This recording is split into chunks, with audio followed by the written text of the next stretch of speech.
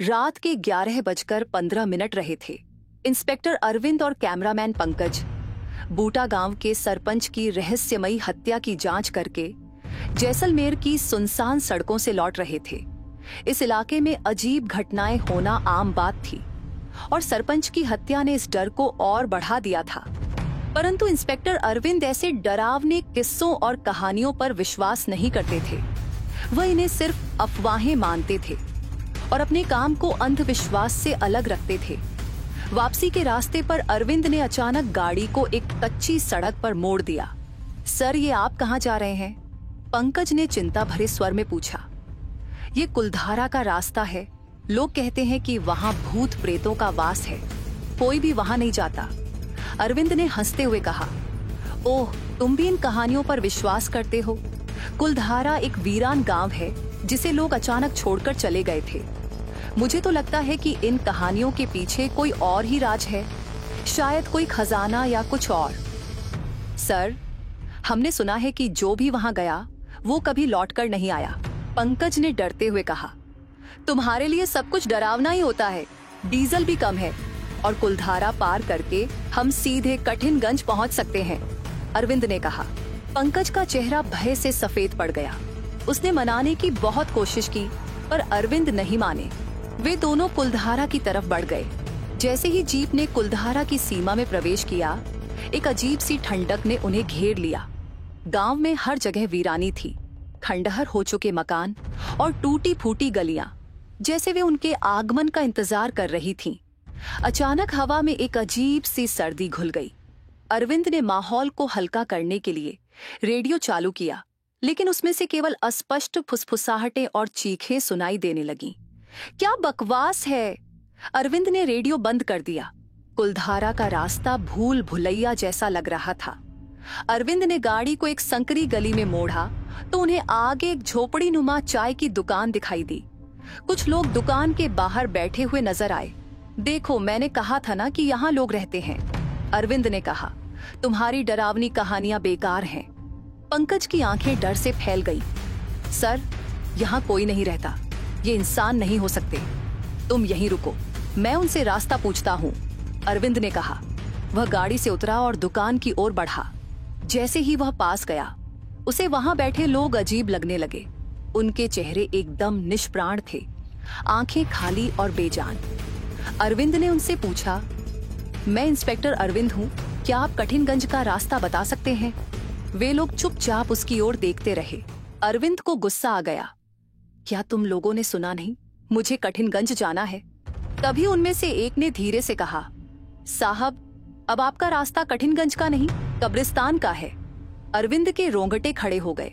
उसने पीछे मुड़कर देखा तो वहां न कोई चाय की दुकान थी, न लोग, सिर्फ एक सूखा पेड़ खड़ा था। पंकज चिल्लाया, सर, जल्दी आइए, हमें यहाँ से तुरंत निकलना होगा। अरविंद भागकर जीप की ओर बढ़ा, लेकिन तभी उसने देखा कि पंकज गाड़ी के पीछे पीछे दौड़ रहा था। पंकज, तुम गाड़ी के अंदर क्यों नहीं हो? अरविंद ने हैरानी से पूछा। तभी पंकज की जगह एक डरावनी आवाज आई, क्यों, कुलधारा नहीं घूमोगे? अरविंद का दिल तेजी से धड़कने लगा। उसने पंकज की ओर ध्यान से देखा। उसकी आंखें खून की तरह लाल और चेहरा विकृत हो गया था। अरविंद ने तेजी से जीप से छलांग लगाई और एक खाली मकान की ओर भागा। उसने दरवाजा जोर से बंद कर लिया और भीतर छुप गया। लेकिन अंदर का दृश्य और भी डरावना था। कमरे के कोने में एक बूढ़ी औरत बैठी थी। उसकी आंखें सफेद और चेहरा झुर्रियों से भरा हुआ था। तू मौत को बुलाने आया है? बूढ़ी औरत की आवाज गूंजी। ये कुलधारा है, यहाँ केवल मुर्दे रहते हैं। अरविंद ने पीछे मुड़कर देखा। दरवाजे से मुर्दों की परछाइयां अंदर घुस रही थीं। उनमें से एक पंकज भी था, जिसकी आंखें अब एक गहरे काले गड्ढे की तरह दिख रही थी।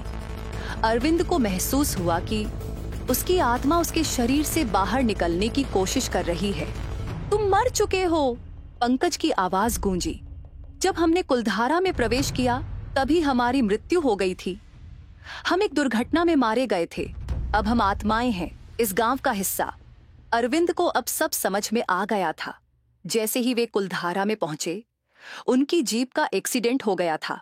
वे मर चुके थे और अब इस श्रापित गांव का हिस्सा थे। बूढ़ी औरत ने आगे कहा, यहाँ आने वाले हर इंसान का यही हश्र होता है। तुम इंसान बनकर आए थे, अब मुर्दा बनकर रहोगे। तुम्हारी आत्मा इस गांव की दीवारों में कैद रहेगी। अरविंद ने चारों ओर देखा। दीवारों पर छाया चित्र लगे थे जिनमें अनेक चेहरे थे। उनमें से एक चेहरा अरविंद का और दूसरा पंकज का था। सभी चेहरे डर और पीड़ा से भरे थे। एक अजीब सी ठंडक ने अरविंद को घेर लिया। उसने अपनी आत्मा को अपनी ही आंखों के सामने अपने शरीर से निकलते देखा। उसके चेहरे पर खून के आंसू बहने लगे। उसकी चीखें गूंजने लगीं, पर कोई सुनने वाला नहीं था। अब अरविंद का अंत हो चुका था। वह कुलधारा का एक हिस्सा बन चुका था, मुर्दों के उस गांव का जहां न कोई आता है न कोई जाता है। आज भी कुलधारा के खंडहरों में रात के अंधेरे में कोई जाने की हिम्मत नहीं करता। अगर कोई भूलवश वहां चला जाए तो उसे अरविंद और पंकज जैसे लोगों की चीखें सुनाई देती हैं। वे आत्माएं जो अभी भी मुक्त होने के लिए तड़प रही हैं, लेकिन इस श्रापित गांव की कैद में बंद हैं। कुलधारा की कहानियां अब भी जीवित हैं, एक चेतावनी के रूप में। कोई भी उस रास्ते पर जाने की हिम्मत नहीं करता जहां इंस्पेक्टर अरविंद और पंकज गए थे।